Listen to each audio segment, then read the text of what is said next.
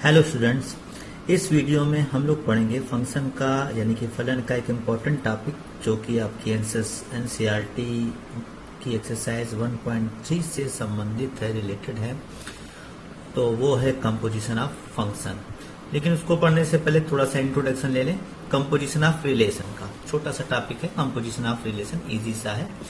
Composition of relation क्या होता है कि मान लीजिए कोई रिलेशन है एक्स का वाई से, यानी कि R1 रिलेशन है कोई पहले सेट का दूसरे सेट से, और कोई दूसरा रिलेशन है R2 वाई का जेड से।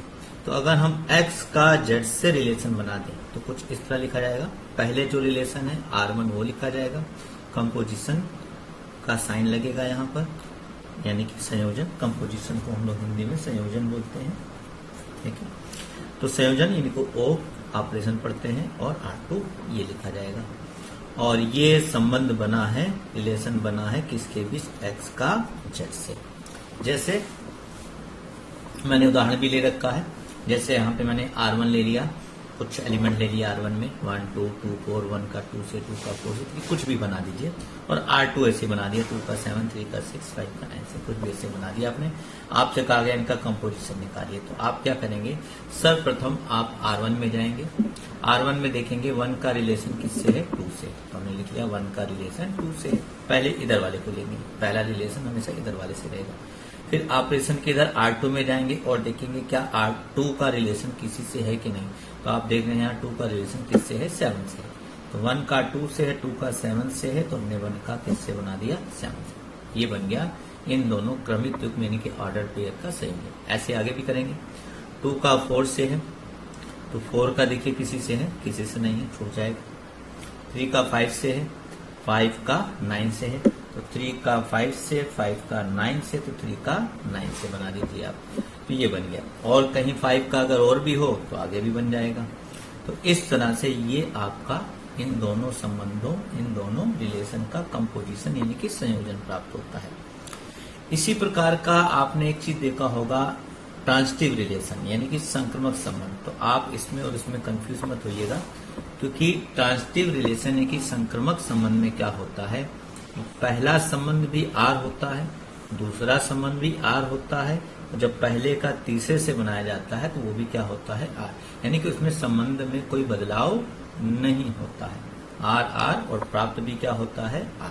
लेकिन इसमें क्या है, R1 अलग है, R2 अलग संबंध है, और इनके कंपोजिशन से, संयोजन से एक नया संबंध प्राप्त हुआ है। तो संबंध में ऐसे क्रमिक युग्म दिए रहते हैं, ऑर्डर पेयर, और आप उनका कंपोजिशन बनाते हैं। ऐसे ही अगर आपको फलन में भी दे दिया जाए, आपको फलन में भी दे दिया जाए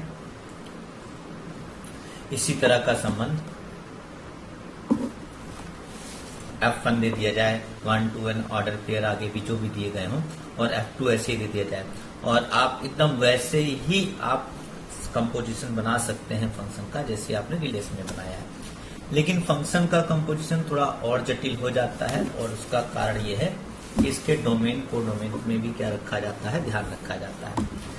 तो हम लोग फंक्शन के कंपोजिशन को अलग से एक टॉपिक के रूप में पढ़ते हैं, फलन का संयोजन, फलनों का संयोजन, फलनों का संयोजन यानी कि कंपोजिशन। सेम उसी तरह जैसे संबंध में मैंने आपको बताया था कि मान लीजिए 3 समुच्चय हैं A B C। समुच्चय A के अवयवों का संबंध समुच्चय B से है, जो कि फलन F के नाम से संबोधन किया गया है। एक फलन बनना है, फलन संबंध का ही एक पार्ट होता है। और हमने एक संबंध यानी कि एक फलन G बनाया है, जो कि B का C से। तो जब हम A के C के अवयव से बनाएंगे तो ये कहलाएगा क्या, A का C से। तो पहला संबंध कौन सा है, F, पहले ये लिखेंगे, ऑपरेशन का साइन, फिर G। ये बन गया इन दोनों का संयोजन A से C तक। अगर मान लो हम C से A तक बनाते हैं तो ये उल्टा हो जाएगा, पहला संबंध हो जाएगा G का, दूसरा हो जाएगा F का। तो हमारा बनेगा G पहले लिखा होगा इस साइड में, और फिर ऑपरेशन यानी कि संयोजन का चिन्ह लगेगा, O ऑपरेशन बोलते हैं, और फिर आपका F लिखा जाएगा। ये फॉर्म कहलाएगा, और ये C से A। तो इसमें ध्यान देना है कि ग्राफ जब बनेगा, यानी कि जो पहले फलन होगा F, उसका जो डोमेन होगा वो ग्राफ का भी डोमेन होगा, और इसका जो को डोमेन होगा G का को डोमेन ही ग्राफ का भी क्या होगा, कोडोमेन होगा। इस चीज को आप नोटिस रखिएगा। और एक चीज को और नोटिस रखिएगा कि गाफ और फाक क्रम विनिमय नियम का पालन नहीं करते, यानी कि नॉर्मली इनकी वैल्यू इक्वल नहीं आती है। अगर इसमें भी वही क्वेश्चन उसी तरह ऑर्डर पेयर वाला आता है, जैसे 1 2, जैसे अभी मैंने आपको संबंध में बनाया, तो आप एकदम संबंध की तरह ही क्वेश्चन लगा सकते हैं। आप डोमेन को इग्नोर करते हुए एकदम नॉर्मली इसको संबंध की तरह लगाएं। डोमेन की बारीकी पे जाएंगे तो थोड़ा कंफ्यूजन होता है, तो आप उसको अभी इग्नोर करके सीधा नॉर्मली जैसे संबंध में लगाया गया। लेकिन इसके वो क्वेश्चन ज्यादा इंपॉर्टेंट होते हैं जो समीकरण के रूप में होते हैं। आप जानते हैं फलन को हम समीकरण के रूप में लिखना पसंद करते हैं, क्योंकि इस तरह तो तभी लिखा जाता है जब अवयवों की संख्या सीमित होती है। लेकिन जब अवयव ज्यादा होते हैं, इतने ज्यादा होते हैं कि उनको लिस्टिंग करना संभव नहीं होता, तो उनके बीच एक संबंध, एक समीकरण बनाया जाता है। जैसे मैंने एक फलन लिखा f(x) बराबर e⁻x, और हमने एक फलन ले लिया gx बराबर log x to the base e, और हमको इन दोनों का संयोजन यानी कि कंपोजिशन ज्ञात करना है। ये समीकरण के रूप में, उनका संयोजन बड़ा ही इंपॉर्टेंट होता है, और ये एक बहुत ही इंपॉर्टेंट एग्जाम्पल भी है। इसकी क्या खासियत है, इसको इस तरह एग्जाम में लिख के आएगा, फॉग निकालिए, गाफ निकालिए और चेक करिए दोनों इक्वल आएंगे कि नहीं। तो हम फॉग निकाल रहे हैं, फॉग ऑफ एक्स कैसे निकालते हैं, समीकरण में कंपोजिशन कैसे निकाला जाता है वो सीखिएगा। हम यहाँ पे ऑपरेशन का साइन हटाएंगे, यहाँ एक ब्रैकेट लगाकर अंदर पहला फलन लिखेंगे, इधर वाला फलन पहला फलन होता है, और पहले फलन का मान रख देंगे। पहले फलन का मान कितना दिया है, पहले फलन का मान दिया है जी ऑफ एक्स बराबर दिया है log x, तो यहाँ पर लिख देंगे log x to the base e। ये हमने पहले फलन का मान रख दिया। अब f वाले फलन में जहां पर x होगा, ये f वाला फलन है, ये x है, उसकी जगह पर क्या आ गया है log x। तो इस समीकरण में, इस फलन में जहां पर x दिया होगा वहां पर आप ये रिप्लेस कर देंगे, यानी कि x की जगह पर आपने log x लिख देना है। और आपने log की एक प्रॉपर्टी पढ़ी होगी कि किसी भी संख्या पर घात में log हो, पावर में log हो, और log का आधार उसी के बराबर हो, तो इसका आंसर इस संख्या के बराबर आता है। ये प्रॉपर्टी होती है log की, इसको ध्यान रखिएगा। ये होती है, देखिए मान लीजिए m की पावर log n लिखा है और इसका बेस m है, यानी कि दोनों सेम है, तो इसका आंसर किसके इक्वल आएगा, m। ये log की प्रॉपर्टी होती है, इसको सभी को ध्यान रखिएगा। ये फॉग हमें निकाल लिया। मान लीजिए गाफ निकालना है, गाफ ऑफ एक्स, तो आप पहले ऑपरेशन का साइन हटाएंगे, अंदर क्या लिखेंगे f ऑफ एक्स, और f ऑफ एक्स का मान रखेंगे। f ऑफ एक्स का मान कितना दिया है आपको, e⁻x, यहाँ पे लिख देंगे। फिर उसके बाद ये हमने मान लिख दिया, g ऑफ e⁻x आ गया।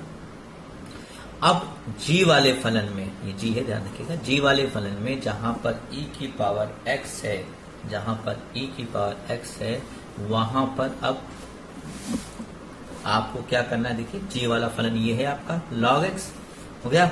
जहां पर g के फलन में x है वहां पर अब क्या आ गया है e⁻x। तो इस log x वाले फलन में आप क्या पुट कर दीजिए, x की जगह पर रिप्लेस कर दीजिए e⁻x to the base e। यहाँ पर ये जो फलन दिया था g ऑफ x बराबर log x to the base e, इस x की जगह पर आपको क्या सब्स्टिट्यूट कर देना है, e⁻x सब्स्टिट्यूट कर देना है, तो ये आ जाएगा, ये पावर आगे आ जाएगी log e to the base e, और जब log में ये दोनों संख्याएं बराबर होते हैं तो उसका मान 1 हो जाता है, कुल मिला के मान बचेगा x। तो आपका ये एग्जाम्पल क्यों इम्पोर्टेंट है, मैंने अभी थोड़ी देर पहले आपको बताया था वीडियो में कि गाफ और फाग नॉर्मली बराबर नहीं होते, क्रम विनिमय नियम का पालन नहीं करते। ये ऐसा उदाहरण है जिसमें गाफ और फाग दोनों क्या आते हैं, सेम आते हैं। तो गाफ इक्वल टू, यानी कि इस उदाहरण में ये क्रम विनिमय नियम का पालन कर रहा है। नॉर्मली ये क्रम विनिमय नियम का पालन नहीं करता है, बट इस उदाहरण में ये एक अच्छा सा उदाहरण है। तो ये है गाफ और फाग के अलजेब्रिक बीजगणितीय समीकरण पर आधारित सवाल को आप कैसे लगाएंगे, वो 1.3 एक्सरसाइज में आपको सिखाया जाना है। तो मैंने एक उदाहरण दे दिया और संयोजन का परिचय दे दिया, बाकी चीजें नेक्स्ट वीडियो में मैं आपको बताऊंगा। Thank you.